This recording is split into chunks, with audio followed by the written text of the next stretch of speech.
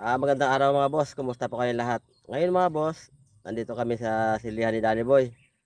At bigyan ko naman kayo mga boss sa update ha, para makita nyo kung ano ba talaga kalupit mamunga itong pinatubo F1.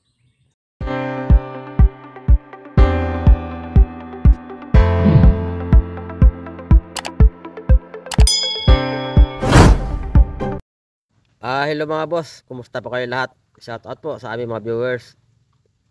Kumusta na po dyan ang inyong mga pananim ng mga sili? Sana po maganda rin at para kumita, makabawi.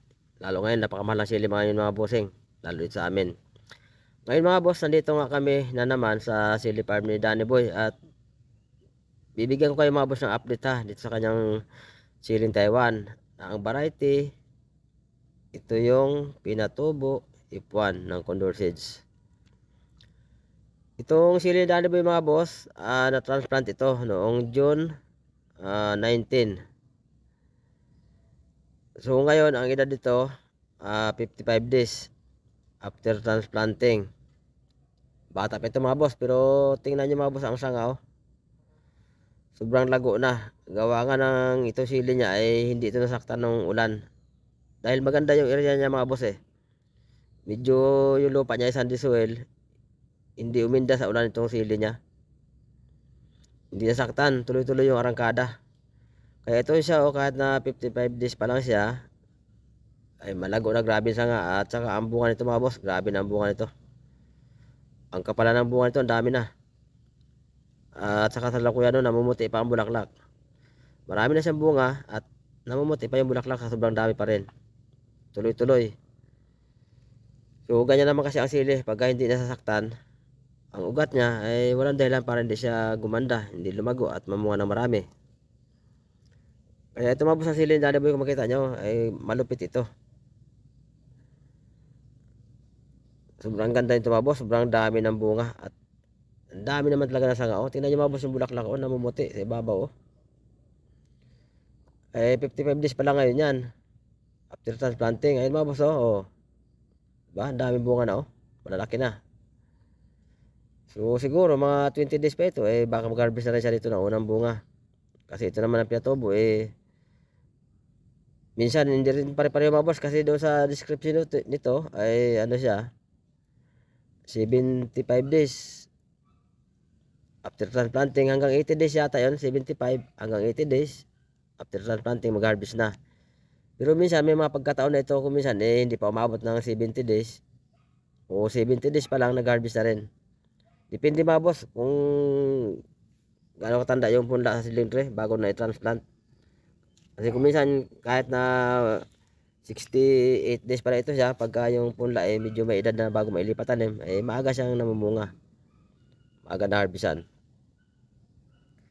Kaya itong kanya, bata naman itong sili ng tinanim ito. Ano lang ito, ang punla niya 28 days yata itong punla nung magtanim noon. Kaya maganda mga boss yung yung arangkada, tuloy-tuloy. Kahit na umulan dito sa amin ng 22 days straight, hindi siya apektado dahil yung lupa nga niya una-una basal. Pangalawa nga, mabuhabuhangin pa yung lupa niya. So yung ugat hindi siya nababad sa tubig kasi alam naman natin pagka ang lupa ay mabuhabuhangin, yung sandy soil, ay ang tubig yan parang tagpusan lang yan. Habang umuulan nawawala rin yung tubig. Pag hinto ng ulan di kaagad yung lupa malagay kaagad. Ibig sabihin yung ugat hindi nababad sa tubig ng gusto. Hindi katulad ng mga lagkit-lagkit. Katulad nito sa akin sa tanim kong sili ngayon, medyo malagkit yung lupa kaya yung sili namin na itong kasama rin ito ng punla Danny Boy nadali ng ulan, nakalbo, nalagas yung dahon. Itong kanya dahil nga yung lupa niya maganda, hindi siya hindi nasaktan. Tuloy-tuloy. Kaya yung pagsanga tuloy-tuloy rin at ayan nga oh. Sobrang dami sanga. Sobrang dami rin ng bunga oh. Yung bulaklak talaga naman namuti na, wala ka naman paglagyan, halos sa dami naman talaga. Ang kapal mga boss talaga ng bunga nito. Bukod sa malaking bunga, marami pa siya yung mga maliliit. Yung mga bukod pa sa parang palito, ang dami talaga mga boss. Makita nyo rin, subaybayan nyo lang ha. Siguro mga 20 days pa ito. Tingnan nyo at pag-upload ko ng video nito, talagang bunga nito, matindi ito. Malupit ito ang bunga nito. Sobrang dami na talaga ng bunga oh. Ayan mga boss oh. Yan hindi pa talaga siya kompleto kasi nga yung ibang bunga niya maliit pa. Hindi pa masyadong pansin sa camera. Yung nakikita natin dyan sa ibabaw ng bunga oh, eh hindi pa yan talaga ang volume ng bunga yan oh. Oh, malaki na oh. Mas marami mga boss yung kasunod dyan, yung mga palito at saka yung mas malaki sa palito na. At yung bulaklak nga, sobrang kapal naman talaga oh. Kaya ito, matindi ito mga boss. At aabot ito sa presyo kasi ngayon pa lang kasagsagan ng tag-ulan eh. Ay ano lang ito, mga first week lang ito ng September, mag-harvest na ito eh. Kasi anong petsa pa lang naman ngayon ngayon August 14 pa lang naman. So sa 20 days pang hintay nito mas ano mga boss yan, mas kita-kita ng mga bunga niyan. Kaya subaybayan nyo lang mga boss ang iba pang update ito para magka-idea kayo kung anong variety ang maganda itanim. Pero kung minsan kasi kahit anong ganda naman ng variety, nasa ano rin mga boss yan, nasa pag-alaga rin. Nakadepende sa alaga rin ng tanim ng farmers. Kasi ako naman, hindi naman ako namimili talaga ng variety ng sili kahit ano. Kaya lang ako nagpapalit-palit ng variety ng sili para yung mga baguhan ng mga viewers natin na ngayon pala magpa-farming, magkaroon lang sila ng idea kung ano yung variety ng sili ang maganda. Pero kung ako naman, ang tatanungin nyo para sa akin, pare-pareho lang naman yan. Pero siyempre, sa mga baguhan nga, yung hindi pa sanay, naghanap sila ng mga variety na ayon sa kanilang paningin, mas maganda. Pero ang dahilan niya kung minsan, nasa nag-aalaga rin. Depende sa alaga. Ika nga, nasa kamay nyo, nakasalalay ang ikagaganda at ikasisira ng tanim. So, ganyan lang mga boss yan, kasimple. Kaya ito dito, sigurado ito. Tiba-tiba dito si Danny Boy na naman. Wag lang ito masapol ng matinding bagyo talaga kasi pag bumagyo na matindi, masisira yan, magkakabali-bali naman yan. Normal na ulan ay hindi ito siya matitinag kasi nakalampas na ngayong 22 days na ulan, hindi siya natinag eh. Hindi siya nadali eh. Samantala lahat ng sili nagkamatay, nagkalagas ng dahon eh. Yung sa akin niya, lagas ang dahon yung sarili ko tanim eh. Kahit na mahina ang kargang pataba, nalagas pa rin. Kaya hanggang ngayon, ayun sila namin, paparecover kami. Medyo ano na siya. Bitin na bitin dito, malayo-malayo. Ito naman kanya, nagkataon nga ng lupa talaga basal at saka maganda talaga mga sa lupa dito sa kanya.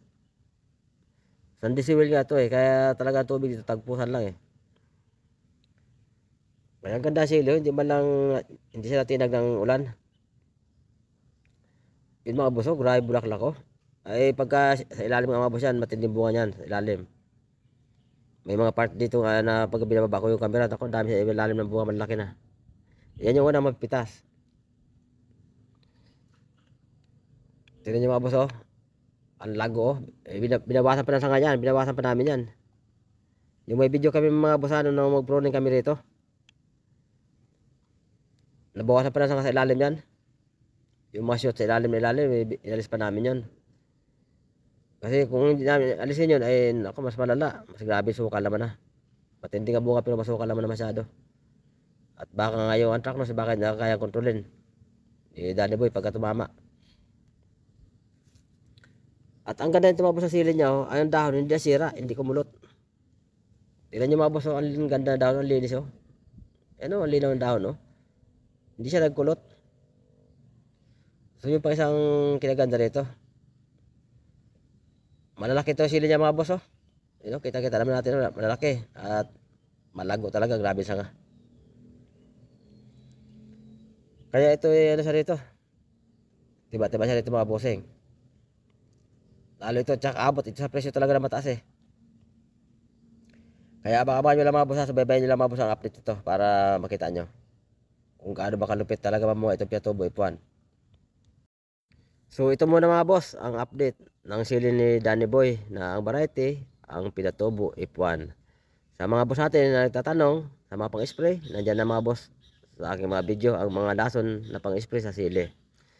So hanggang dito muna ako mga bossing.